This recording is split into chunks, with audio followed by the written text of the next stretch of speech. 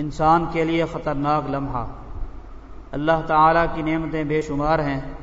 انسان کے نفس پر پریشانیوں اور وساوس کا حملہ ہو جاتا ہے اور وہ سمجھتا ہے کہ مجھ پر اللہ تعالیٰ کی کوئی نعمت نہیں ہے، میں دنیا کا سب سے مظلوم، سب سے بدحال اور سب سے زیادہ غمزدہ انسان ہوں۔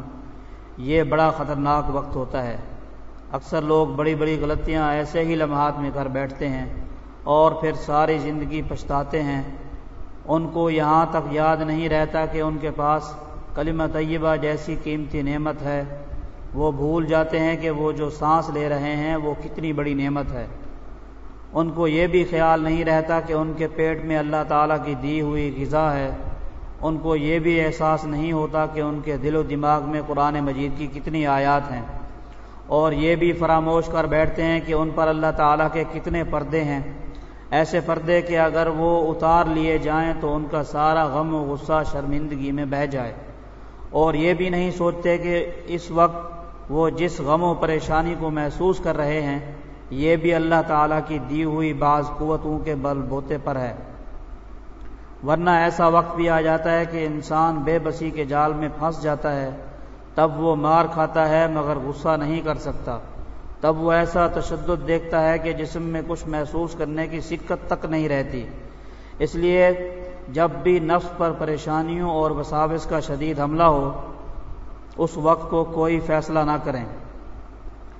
اس وقت صرف اور صرف استغفار میں لگ جائیں، اپنے گناہ یاد کریں، ان پر روئیں، ان کی معافی اللہ تعالیٰ سے مانگیں اور اپنے دل کو سمجھائیں کہ اس وقت جو کچھ مجھ پر بیت رہی ہے وہ حقیقی باتیں نہیں، محض شیطان کا حملہ ہے، اور شیطان ذکر اور استغفار سے بھاگتا ہے، فیصلے کرنے، دوسروں کو الزام دینے اور زیادہ سوچنے سے نہیں۔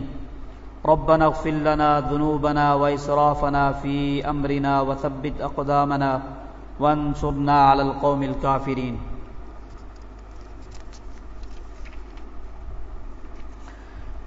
استغفار شیطان کی کمر توڑتا ہے۔ شیطان اور اس کے چیلوں نے دراصل بہت محنت کی کہ مسلمان استغفار اور توبہ سے دور اور محروم رہیں۔ وجہ واضح ہے، توبہ استغفار سے شیطان لعین کی قبر ٹوٹتی ہے اور وہ جن گناہوں کو اتنی محنت سے کراتا ہے وہ سب معاف ہو جاتے ہیں، بلکہ سچی توبہ سے وہ گناہ بھی نیکیاں بن جاتے ہیں۔ ماشاءاللہ امت میں کچھ لوگ ہمیشہ شیطان کے خلاف مورچہ لگا کر مسلمانوں کو توبہ استغفار کی طرف لانے کا کام کرتے رہتے ہیں۔ ایسے لوگ امت مسلمہ کے محسن ہوتے ہیں۔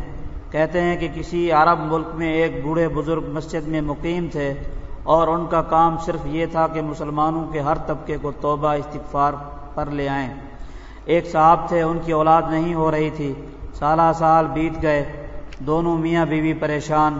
کسی نے خاوند کو بتایا کہ فلاں مسجد میں جاؤ، ایک بزرگ دوا دیتے ہیں اور سال بھر میں اولاد ہو جاتی ہے۔ وہ آدمی مسجد گیا، ایک خستہ حال بزرگ، نہ پیری نہ مریدی نہ تحفے نہ ہدیے نہ کشف نہ دعوے اور نہ اپنی ذات کی کوئی بات۔ سائل نے مسئلہ عرض کیا، فرمانے لگے بیٹا ایک دوا ہے، تم دونوں کو کھانی ہوگی، مگر ہے کچھ کڑوی، کھا لو گے؟ عرض کیا بہت پریشان ہیں، ضرور کھائیں گے۔ فرمایا فجر کے طلوع سے 1 گھنٹہ پہلے دونوں جاگ کر وضو کر لیا کرو، اور آدھا گھنٹہ نماز اور آدھا گھنٹہ استغفار، اور پھر فجر کی نماز، بڑی مؤثر دوا ہے۔ خاوند گھر گیا، بیوی کو بتایا، رات کا وقت تھا۔ خاوند نے کہا کیا خیال ہے، کل سے شروع کر دیں؟ اس اللہ کی بندی نے کہا کل سے کیوں، آج سے ہی انشاءاللہ، ایسی دوا تو نعمت ہی نعمت ہے۔ دونوں نے عمل شروع کیا، ماشاءاللہ 6 ماہ بعد بیوی کو حمل ٹھہر گیا اور پھر اولاد کا سلسلہ مستقل چل پڑا، مگر اولاد سے بھی بڑھ کر ان کو جو چیز مل گئی وہ استغفار کی نعمت۔